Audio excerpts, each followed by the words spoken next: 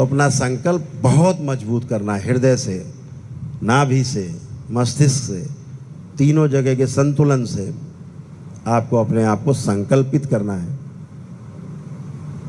मजबूत करना है अपने आप को।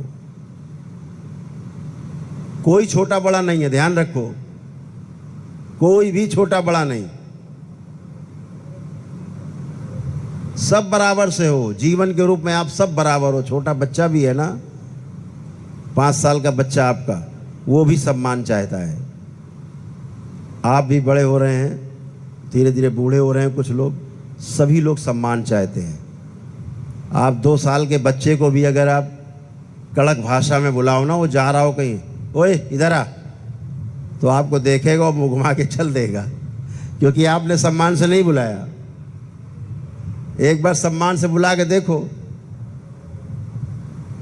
चाहे उसको पेशाब लगी हो तब भी रुक जाएगा वो और आपके पास आ जाएगा।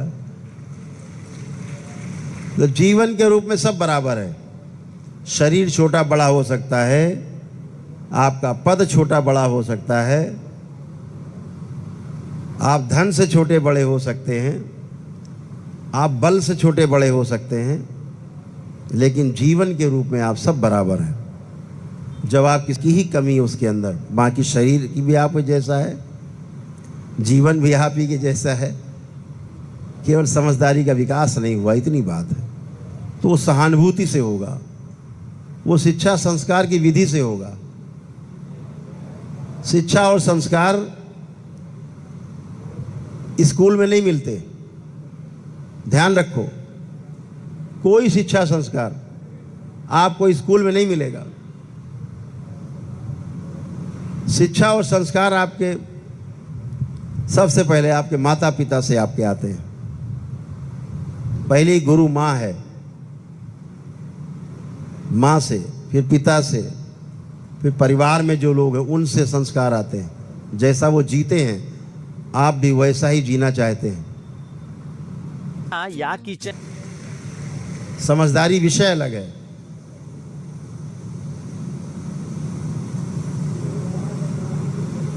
यह वो विद्या नहीं जो स्कूलों में संभलता, जो आप स्कूल से कॉलेज से सीख के आते हो, पढ़ के आते हो। एक गुरु के द्वारा दिए जाने वाले ज्ञान से आप में वो संस्कार आते हैं। गुरु में जो संस्कार होते हैं, जो गुरु का आचरण है, वो आचरण जब आप अपने में आत्मसात करते हो, गुरु के प्रति समर्पण होता है, तभी आप में वो ज्ञान का उदय होता है। ज्ञान को जानने की प्यास बढ़ती है और ज्ञान को आप समझ पाते हैं, अपने में अनुभव कर पाते हैं और वैसा जी पाते हैं। तब सुख शांति और संतोष और आनंद और परमानंद ये प्राप्त होता है। परमानंद को आप उपलब्ध होते हो। तो शरीर को जिंदा रखना एक विषय है और जीना ये दूसरा विषय है। कैसे जिया जाए, दो अलग अलग विषय हैं, दोनों को अलग अलग करके देखो हमेशा। दोनों का संतुलन जरूरी है कि हमारे जीने का जो हमारा जो जिंदा रहने का उद्देश्य है, धन धान्य की कमी ना हो, हमारे परिवार को कोई कमी ना हो, उसके लिए पूरा प्रयास करना है। दरबार ने आपको वो शक्ति दी है, आपकी बुद्धि खोल के रखी है, आपका आत्मबल बढ़ा के रखा है, आपका आलस्य नष्ट करके रखा है। आपके एक संकल्प, एक प्रार्थना मात्र से आप स्वयं संयमित हो जाते हो और अपना हर कार्य कर सकते हो। आप कर ही रहे हो। तो आप जिंदा रहने के जो कलाएं उसमें निपुण हैं, लेकिन जीना कैसे है इस कला में भी आपको पूरी तरह निपुण होना है। उसके लिए आपको ध्यान साधना को लक्ष्य बनाना है और इसी ध्यान साधना के द्वारा आप जीने की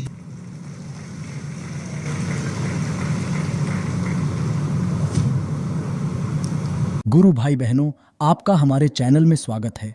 चैनल द्वारा प्रस्तुत की गई कथाएं, हवन प्रक्रिया की जानकारी, प्रार्थनाएं और संगीत करौली शंकर महादेव, पूजनीय गुरु माता, पूजनीय बाबा और माता कामाख्या के लिए बनाई जा रही हैं।